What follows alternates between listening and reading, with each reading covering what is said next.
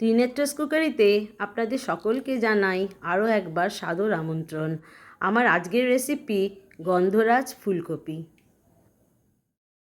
প্রথমে ফুলকপিগুলো একটু বড় করে এইভাবে কেটে নিয়েছি। এবার একটা পাত্রে জল গরম করতে দিয়েছি, তাতে সামান্য নুন দিয়ে দিলাম। এইবার জলটা যখন ফুটে উঠবে তখন তার মধ্যে ফুলকপিগুলো ছেড়ে দেবো। বেশি সেদ্ধ করে নেবেন না, 2 মিনিট রেখে এবার ফুলকপিটা নামিয়ে নেব। কড়াতে সাদা তেল দিচ্ছি, 2 টেবিল স্পুন মতন বাটার দিলাম।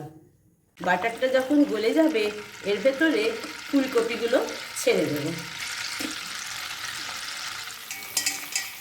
হালকা করে ফুলকপিগুলো ভেজে নেব। যারা আমার চ্যানেলটিকে সাবস্ক্রাইব করেছেন তাদের অনেক অনেক ধন্যবাদ আমার পাশে থাকার জন্য। যারা আমার চ্যানেলে নতুন, আপনাদের অনেক রিকোয়েস্ট করছি আমার চ্যানেলটিকে একটু সাবস্ক্রাইব করে দেবেন, পাশে বেল আইকনটি আছে টিপে দেবেন, তাহলে আমার পরবর্তী ভিডিওগুলো আপনারা পেয়ে যাবেন। এইবার আমি কপিগুলো তুলে নিচ্ছি। এই রেসিপিটা ফ্লেভারড রাইস বা পরোটার সঙ্গে আপনারা সার্ভ করতে পারেন।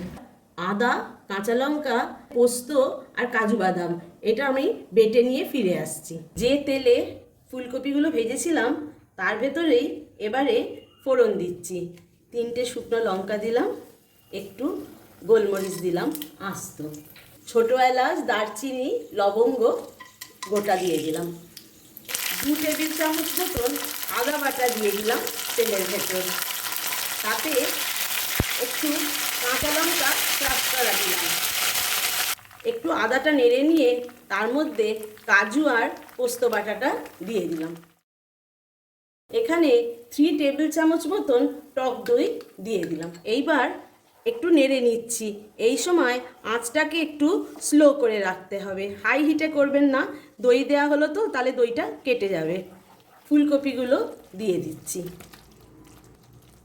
পরিমাণ মতন নুন দিয়ে দিলাম। টক দই দিয়েছি বলে অল্প চিনি দিলাম, তবে এটা আপনাদের ইচ্ছে অনুযায়ী দেবেন, যদি ভালো লাগে দেবেন, নয়তো বাদ দেবেন।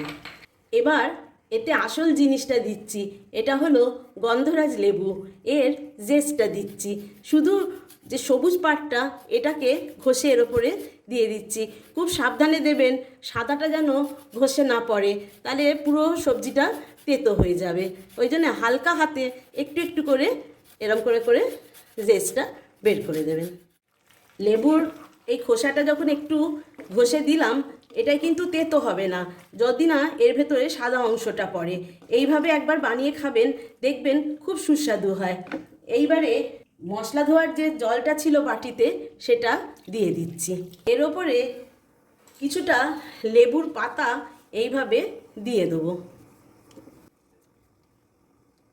গন্ধরাজ লেবুর 2টো রিং ওপরে দিয়ে দিলাম। এবারে একটা ঢাকা দিয়ে এটাকে আমি 2 মিনিট রান্না করব। 2 মিনিট পরে ফিরে এলাম। কি সুন্দর লেবুর গন্ধ বেরোচ্ছে। আপনাদের অনেক অনুরোধ করছি, শীতকাল এসে গেছে, এখন ফুলকপি বাজারে অনেক উঠেছে, এই সময় এই রেসিপিটা বানিয়ে খাবেন, আশা করি আপনাদের খুব ভালো লাগবে। রান্নাটা কমপ্লিট হয়ে গেছে, আমি এবার আপনাদের সার্ভ করে দেখাচ্ছি। আমার রেসিপিটি কমপ্লিট হয়ে গেছে, আপনাদের কেমন লাগলো একটু কমেন্ট সেকশানে লিখে জানাবেন, একটা লাইক দেবেন, একটু শেয়ার করবেন, আমার ছোট্ট চ্যানেলটিকে এগিয়ে নিয়ে যাওয়ার জন্যে একটু সাপোর্ট করবেন। ধন্যবাদ।